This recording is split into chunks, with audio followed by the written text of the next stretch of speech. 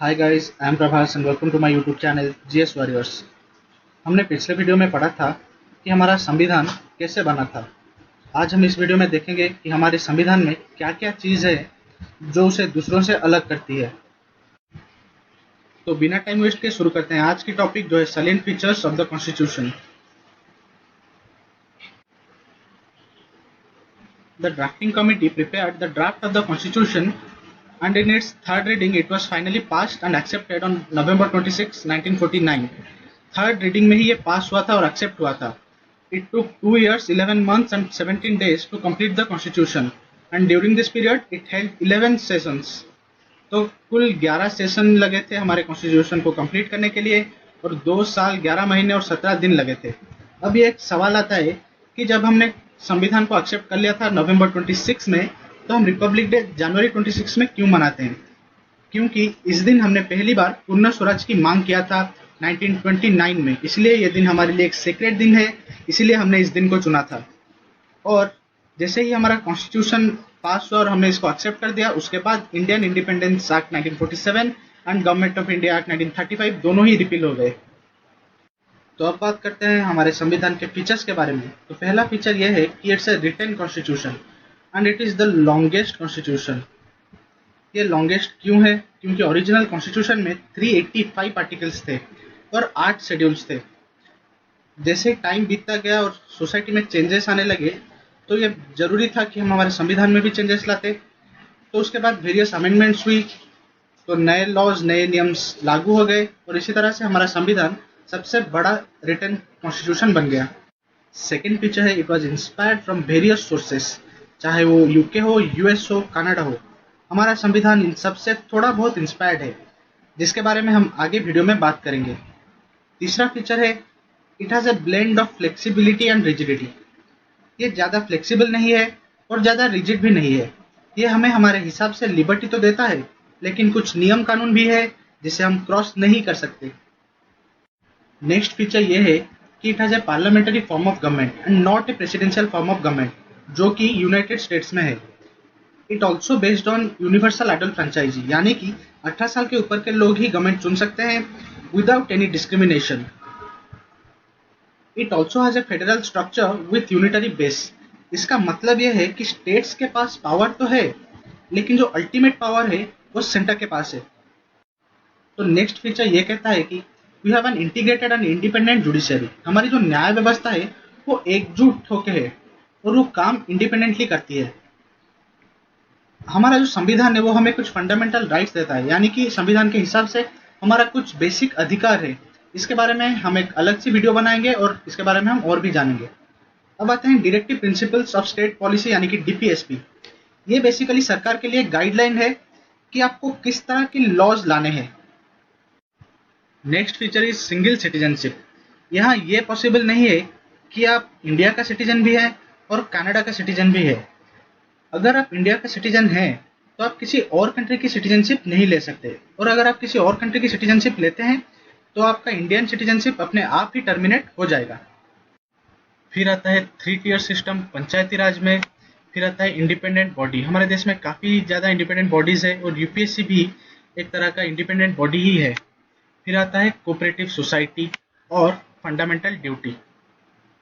Fundamental duties, हमारा संविधान हमें कुछ अधिकार देता है और उसके बदले ये एक्सपेक्ट करता है कि हम कुछ बेसिक ड्यूटीज भी निभाएं। तो अब आते हैं हमारे संविधान के शेड्यूल्स पर। जो पहला शेड्यूल है वो सारे स्टेट्स और यूनियन टेरिटोरीज के नाम बताता है और ये बताता है कि उनकी टेरिटोरी कहाँ तक फैली हुई है। जो सेकेंड शेड्यूल है वो बताता है सैलरी के बारे में, किसके?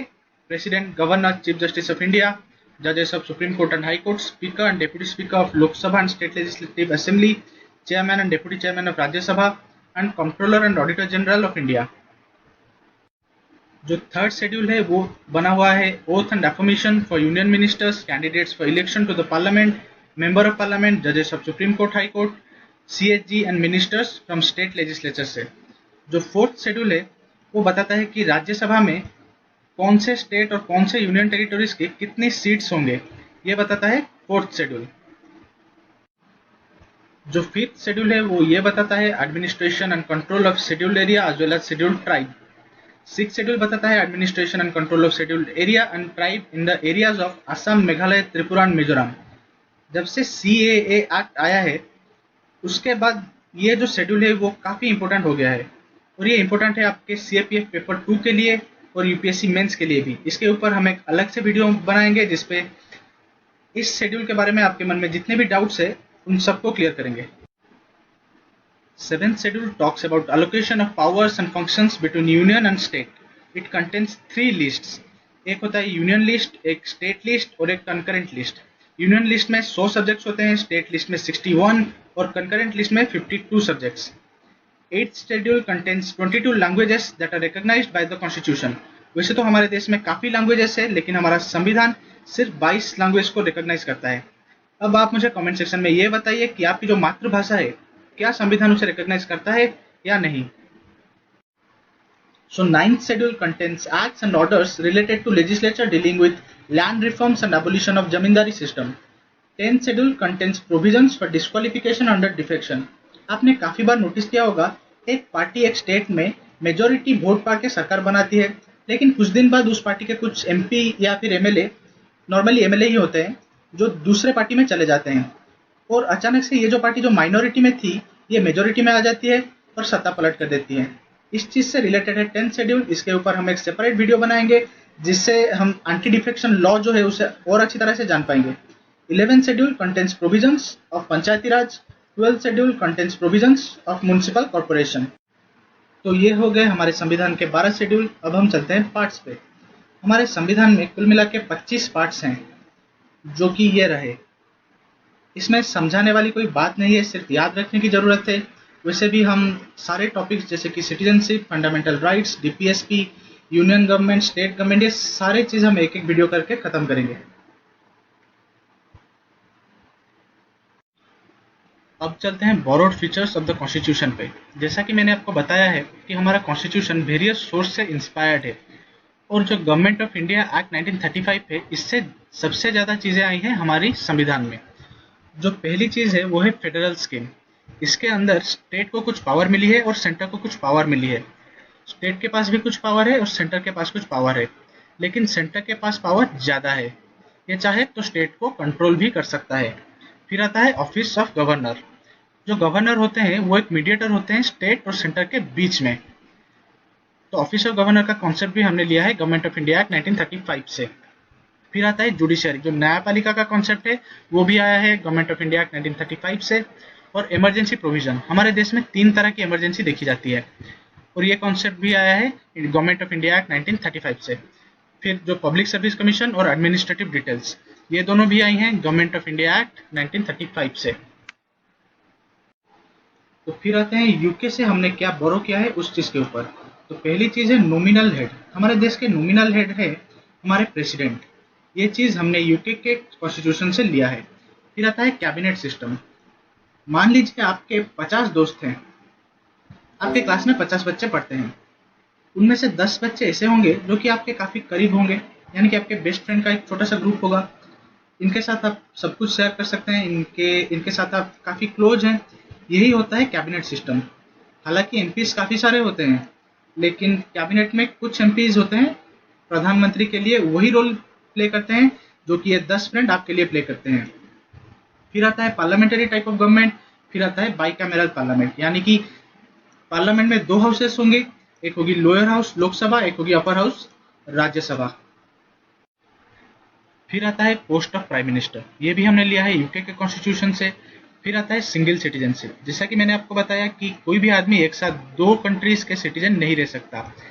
खास करके इंडिया के केस में 2 कंट्री के सिटीजन रह सकता है, लेकिन अगर वो इंडिया का सिटीजन है तो वो और कोई भी कंट्री का सिटीजन नहीं हो सकता।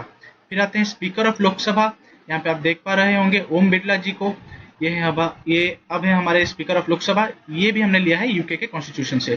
फिर आता है लेजिस्लेटिव प्रोसीजर, यानी कि बिल कैसे पास होगा, कब इंट्रोड्यूस होगा, कैसे इंट्रोड्यूस होगा, कौन करेगा, ये सब हमने लिया है यूके के कॉन्स्टिट्यूशन से।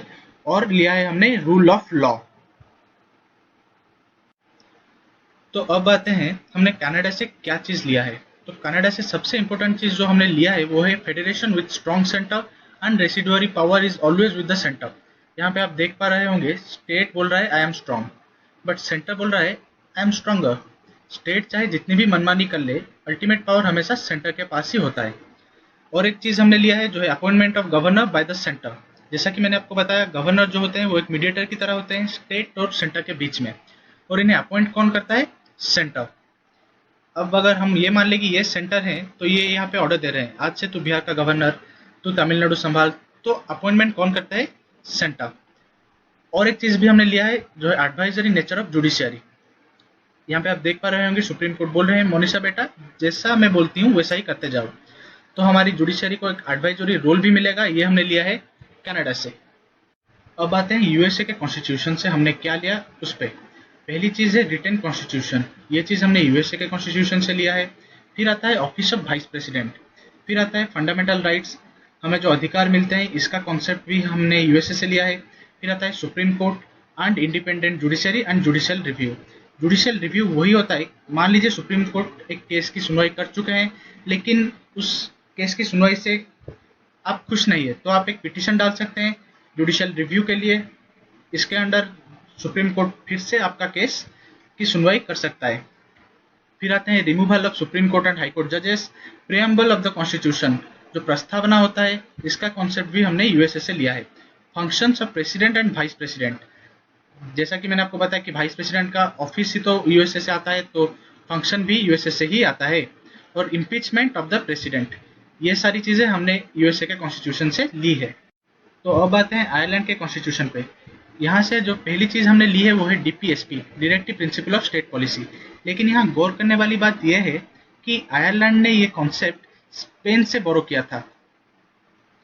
फिर आते हैं nominated members to Rajya Sabha, Mary Kom ji ये नॉमिनेटेड मेंबर है राज्यसभा के। फिर आता है method of election of president, जो प्रेसिडेंट का चुनाव होता है वो method of proportional representation by means of single transferable vote से होता है। ये एक इनडायरेक्ट मेथड है, ये हमने बोरो किया है आयरलैंड से। फिर आती है ऑस्ट्रेलिया। ऑस्ट्रेलिया से हमने लिया है लैंग्वेज ऑफ द कॉन्स्टिट्यूशन, ये कॉन्सेप्ट हमने लिया है ऑस्ट्रेलिया से। जो 22 लैंग्वेज हमारे कॉन्स्टिट्यूशन रिकॉग्नाइज करती है उसका कॉन्सेप्ट हमने लिया है ऑस्ट्रेलिया से। फिर आता है provisions regarding trade, commerce and intercourse. फिर आता है कॉन्करेंट लिस्ट, जैसा कि मैंने आपको बताया 3 लिस्ट होते हैं, union list, state list and concurrent list. फिर आता है joint sitting of both houses of parliament, जब भी किसी बिल को लेकर दोनों हाउस में कुछ डिफरेंस ऑफ ओपिनियन होता है तो दोनों हाउस एक जॉइंट सिटिंग में बैठ के उस डिफरेंस को रिजॉल्व करते हैं। तो ये कॉन्सेप्ट भी हमने लिया है ऑस्ट्रेलिया से। फिर आता है यूएसएसआर, इससे हमने लिया है 5 ईयर प्लानिंग। यहाँ पे आप देख पा रहे होंगे सिर्फ 5 साल लगेंगे तुझे, तो 5 ईयर प्लानिंग का कॉन्सेप्ट भी हमने लिया है यूएसएसआर से। अब आते हैं फंडामेंटल ड्यूटीज पे। हमारा संविधान हमें कुछ अधिकार देता है और ये उम्मीद भी रखता है कि हम कुछ ड्यूटीज भी निभाएं, तो फंडामेंटल ड्यूटीज का कॉन्सेप्ट आता है यूएसएसआर से। और ideas of justice in preamble, अगर आप प्रियम्बल देखें उसमें है justice, social, economical and political, तो ये आइडियल्स हमने यूएसएसआर से ली है। तो अब आते हैं फ्रांस की कॉन्स्टिट्यूशन पे। जो पहली चीज हमने फ्रांस की कॉन्स्टिट्यूशन से ली है वो है ideals of Republic in preamble. Republic मतलब ये होता है कि इंडिया में कोई भी हेरिडेटरी रूलर नहीं है। इसका मतलब पहले राजा होता था, फिर राजा का बेटा, फिर उसका बेटा, फिर उसका बेटा, ऐसा नहीं है। यहाँ पे आप देख पा रहे होंगे अब राजा का बेटा राजा नहीं बनेगा, राजा वही बनेगा जो हकदार होगा। फिर आता है आइडियल्स ऑफ लिबर्टी। लिबर्टी को अगर हम आसान भाषा में कहें तो ये है माई लाइफ माई रूल, आप अपने हिसाब से अपनी पर्सनल लाइफ को लीड कर सकते हैं, ये लिबर्टी आपको मिलती है और ये प्रिंसिपल हमने लिया है फ्रांस से। फिर आता है आइडियल्स ऑफ इक्वालिटी और फ्रैटर्निटी। फ्रैटर्निटी का मतलब होता है बंधुता और भाईचारा, ये कॉन्सेप्ट भी हमने लिया है फ्रांस से। फिर आता है कॉन्स्टिट्यूशन ऑफ जर्मनी, यहाँ से हमने लिया है suspension of fundamental rights during emergency. यहाँ पे आप कंफ्यूज मत होना, इमरजेंसी का कॉन्सेप्ट हमने लिया है गवर्नमेंट ऑफ इंडिया 1935 से, लेकिन जो सस्पेंशन ऑफ फंडामेंटल राइट है इमरजेंसी के टाइम पे वो हमने लिया है जर्मनी से। फिर आता है साउथ अफ्रीका, यहाँ से हमने लिया है procedure of amendment of constitution, यानी कि टाइम टू टाइम सोसाइटी के नीड के हिसाब से अगर कॉन्स्टिट्यूशन में चेंजेस लानी है तो अमेंड करना पड़ेगा। और ये अमेंडमेंट कौन करता है? मेंबर्स ऑफ पार्लियामेंट करते हैं, पार्लियामेंट के पास ही ये पावर होता है। ये कॉन्सेप्ट हमने लिया है साउथ अफ्रीका से। और एक कॉन्सेप्ट जो हमने लिया है साउथ अफ्रीका से वो है election of members of Rajya Sabha. Nirmala Sitharaman ji हमारे फाइनेंस मिनिस्टर को आप देख सकते हैं, ये एक इलेक्टेड मेंबर है राज्यसभा के। फिर आते हैं जापान से हमने क्या लिया है, जापान से हमने लिया है प्रोसीजर एस्टेब्लिश्ड बाय लॉ। तो ये हो गया हमारा borrowed features of the constitution. So guys, this is the end of this video. अगली वीडियो में हम पढ़ेंगे प्रियम्बल के बारे में। तब तक के लिए like this video, share this video and subscribe to my YouTube channel and tap the bell icon to get time to time update। और तब तक के लिए जय हिंद and do well।